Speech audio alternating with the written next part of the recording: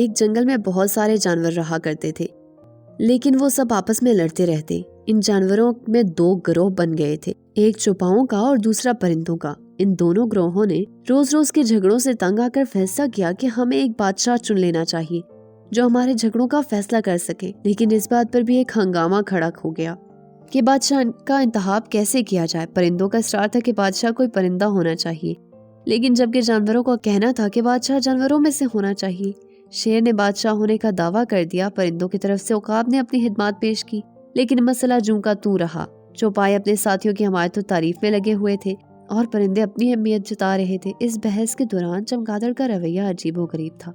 وہ جب دیکھتی کہ پرندے جیت رہے ہیں تو ان کی حمایت کا اعلان کر دیتی، جب دیکھتی کہ جانوروں کا پلڑا بھاری ہے تو جانوروں میں شامل ہو جاتی اور جانور ہونے کا دعویٰ کرتی۔ یہ سلسلہ چلتا رہا اور آخرکار جانور پرندوں پر بازی لے گئے۔ شیر کو جنگل کا بادشاہ بنایا گیا۔ اب تمام جھگڑوں کا فیصلہ شیر ہی کرتا تھا۔ شیر کے اچھے رویے کی وجہ سے جانور تو جانور، پرندے بھی مطمئن ہو گئے تھے، مگر ان دونوں گروہوں کو چمگادڑ کے دوگلے رویے پر بے حد غصہ آتا تھا۔ شیر کی جیتنے کے بعد چمگادڑ اس کو مبارکباد دینے پہنچی تو سب نے اسے دھمکی دے کر باہر نکال دیا کہ تم تو پرندوں میں شامل ہو، کیونکہ کسی بھی چوپائے کے پر نہیں ہوتے۔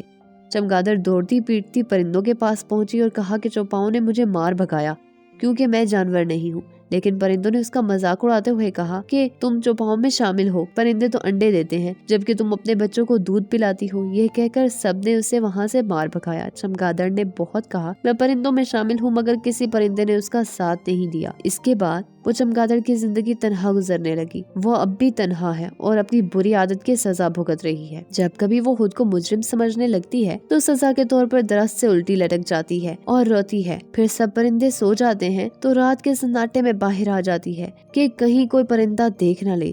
دوگلے رویے نے اسے اپنا منہ چھپانے پر مجبور کر دیا ہے۔